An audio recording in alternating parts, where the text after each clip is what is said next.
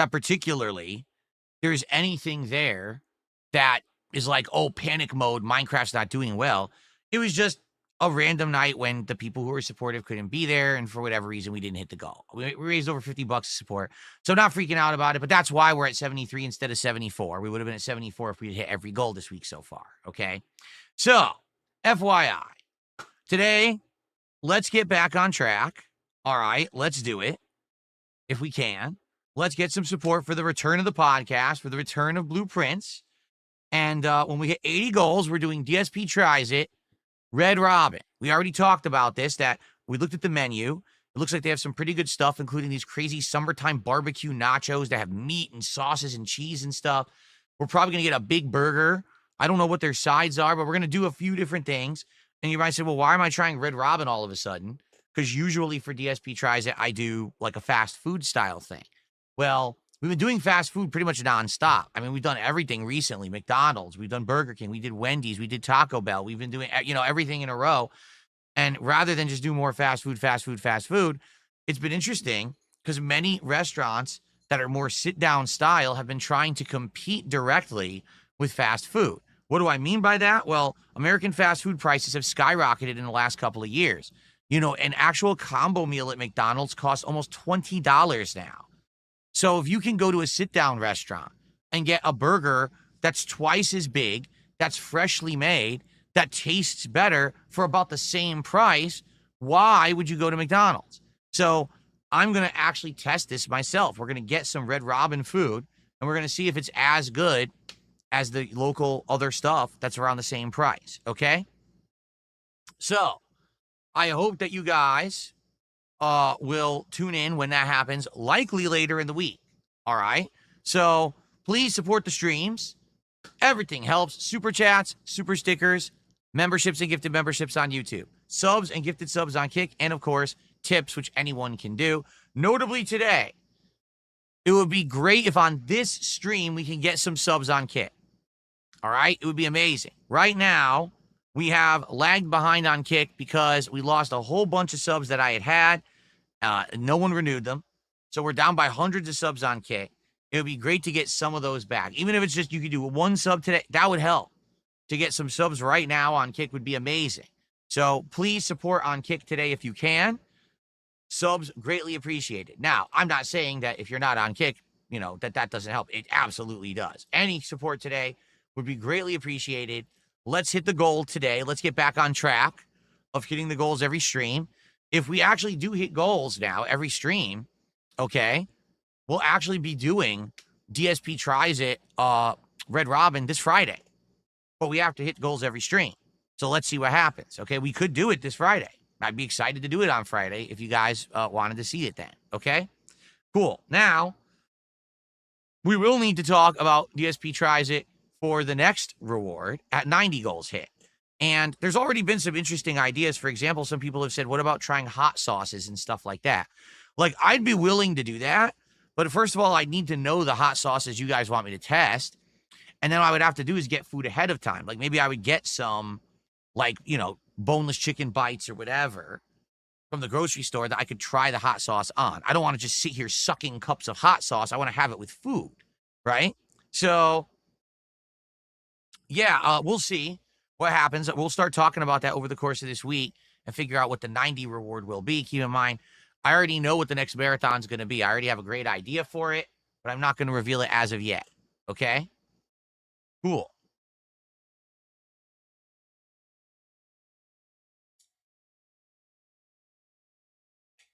All right. Tag says, can we do a stream where I read submitted short stories? What does that mean? Submitted short stories? You mean just read them, narrate them? Like I'm an audiobook narrator or something?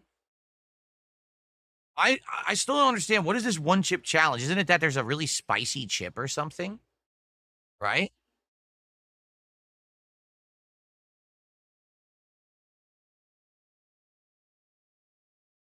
Let's see here. If a Cowboy fan says, do you think you'd have time to chill and chat in the podcast later on? Is the Subway sandwich literally the worst food you've had? Subway is the worst thing I've ever had on DSP Tries It. Sorry, it just is.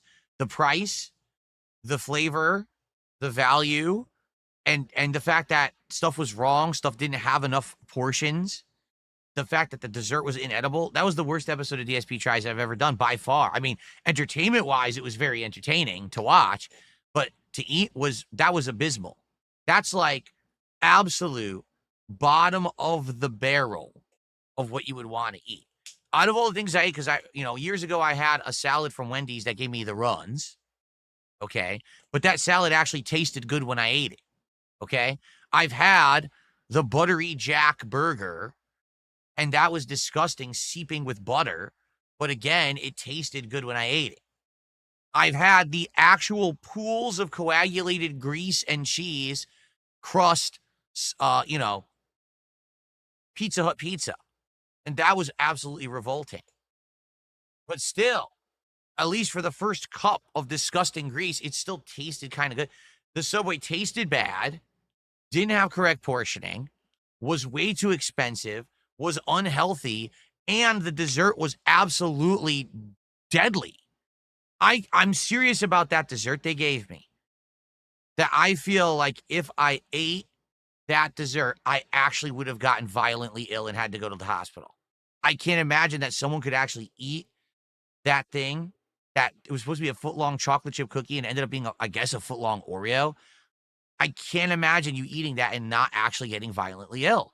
It was undercooked cookie dough with actual, whatever that white stuff was the consistency of caulking. Like actually stretchy, dense caulk. Can you imagine putting that into your stomach and intestines? It would probably cause a blockage. So I can't imagine they sell it and people eat it. You know what I mean? Like, it's revolting. And then after the little bit that I did eat, because remember, I ate maybe half of the tuna sub, but it was mostly bread. I ate just under, like around a third of the cold cut combo, and I ate maybe 2/3 of the chicken sub. So I probably ate 1 6-inch and maybe a third of another 6-inch, and then like 2 bites of the cookie. That's all I had. My stomach was killing me. Like I actually had stomach problems that night. When I was coming to the late stream, I was like, oh, my stomach doesn't feel good. I feel queasy. So imagine if I ate the whole thing. Vanilla cream. Davian says it was meant to be a vanilla cream on that cookie. Cream. It was you could see in the video, it stretches like cheese or paste or caulk. It's like liquid rubber. That's not cream. Someone had actually said that Oreo cookie was from Christmas, and they haven't sold it since Christmas. So how did I get it? How did I order the foot-long chocolate chip cookie and get an Oreo if they haven't sold the Oreo since Christmas? Are you telling me that literally sat in the refrigerator since Christmas and they gave it to me? Game Boy, how are you today? Good morning. How's it going, man?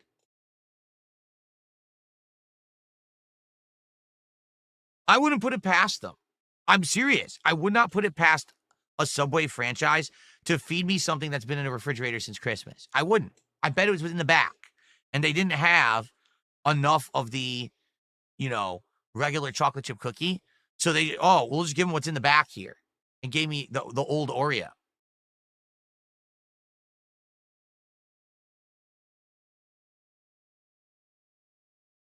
Evic, we already covered this 2-3 days ago. The whole marathon art ceiling situation. I'm not talking about it again. Go watch the podcast from several days ago.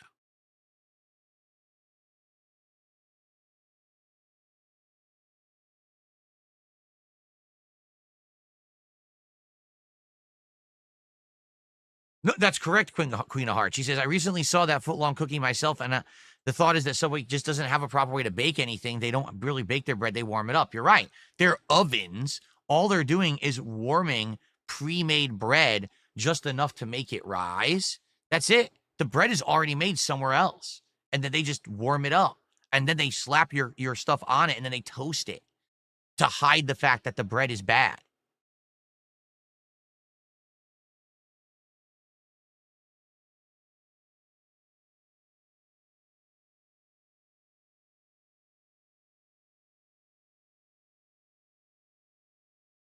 Yeah, Ava Cowboy fan says maybe you just don't take this the wrong way. Maybe you attract a certain type of hard luck with things. I mean, yeah, I would say so. I would really say so. I mean, I had to eat disgusting Subway.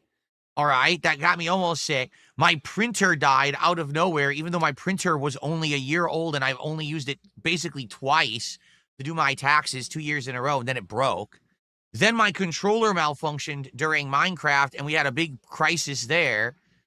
Yeah, I would say I have some pretty hard up luck, some pretty bad luck in certain ways. In other ways, I have incredibly good luck. You know what it is? Because people have said this before. All right. It's this simple. All right. I have hard luck when it comes to things that everyone else can just do simply and easily, but I have incredible luck when it comes to things that are difficult. So I'll play a video game, right? It's the easiest game ever, and I get stuck and I just get destroyed by the game, and everyone laughs at me. But then I'll play an incredibly hard game that no one else can beat, and I'll just beat it easily right away. So happened with Sekiro. With Sekiro, I got to the final boss. Everyone's like, this is going to be hilarious. This is going to take Phil several streams just to beat the final boss. Everyone's having a tough time. I beat the final boss in 15 minutes. It was actually easier than most of the other stuff in the game for me. I just completely bullied the fucker and destroyed it. You know? That's life for me. It's like opposite land for me. So anyone else can go to Subway, and if they order a sandwich, it's got the right meat, the right ingredients, everything's fresh. They order the foot-long cookie. They get a delicious foot-long cookie. Me, I get the absolute opposite. And you know what's actually funny? Are you ready for this? Some of the comments on the Subway DSP Tries It are something to this effect. Well, surely you know that if you want good food, you have to go there in person. What did you expect if you ordered for delivery? And I'm like, wait a minute. You actually think that it's acceptable that if you order food from a restaurant, that they can give you shit because you ordered and you're not there to yell at them for doing it wrong? Are you an asshole? Are you that dense and stupid? No, you should always demand quality when you pay for something. It doesn't matter if you're there to keep your eye on them to make sure they're not fucking around. They should always do it right. If they don't always do it right, then you have a right to criticize and call them out. The fact that you would say, oh, it's your fault because you weren't there in person, what kind of mentality have we gotten to in America? If that's really the case, in America, the land of keeping an eye on someone to make sure they don't slack off, what the fuck is that? No, absolutely not. That's not how it should be at all. It shouldn't be that you have to force people to do their job. They should just do their fucking job that they're getting paid for. Get it? If you have that mentality, you're part of the problem. Really. If you just accept mediocrity, or in this case, utter failure. If you accept it, oh, well, that's your fault because you weren't there. You're a part of the problem. You're one of the reasons why people get away with it, you stupid idiot. You should not allow them to get away with that bad stuff. You should complain. You should call them out on it.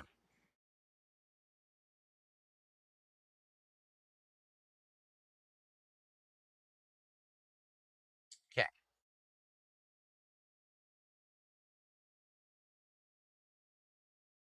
Well, again, it's what I was saying is that is the problem with franchises. With a franchise, you never know what you're going to get. No exaggeration. Where I live right now, there is one Burger King that if I go there, all right, it's terrible. It's absolutely awful quality, bottom of the barrel, garbage food. Made horribly, always made messy, wrong, terrible food. There's another Burger King in the other direction, all right? Every time I've gone there, everything's been great. Seems fresh, everything's correct, portion size is correct, everything presented well, good value, warm, just well made. Two completely different, experiences for the same exact restaurant because it's franchised out. One different franchise owner runs it differently than the other. One person takes it seriously, one person just treats it like shit. And that's what you get. That's franchisees, man. And also, I've been hearing lately that internationally, a lot of these companies are completely different. Like, for example, I've heard that Subway offers completely different food outside of the US. In the US, they used to have like 7, 8 kinds of bread, and they still have that internationally, but in the US, they only have 3 now. They have the Italian herb and cheese, the wheat, and the white. That's it. They used to have all these others. They don't have them anymore. They have all these other offerings, all different meats, different veggies, different condiments, different things. We don't have them here. It just seems like America gets the short end of the stick. I don't understand why, but we do.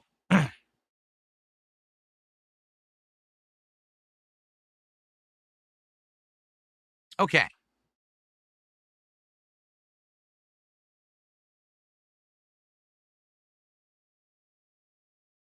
If a Cowboy fan, I have no idea what you're talking about. What do you mean? All right. Well, guys, I've talked about the topics that I wanted to talk about today. All right.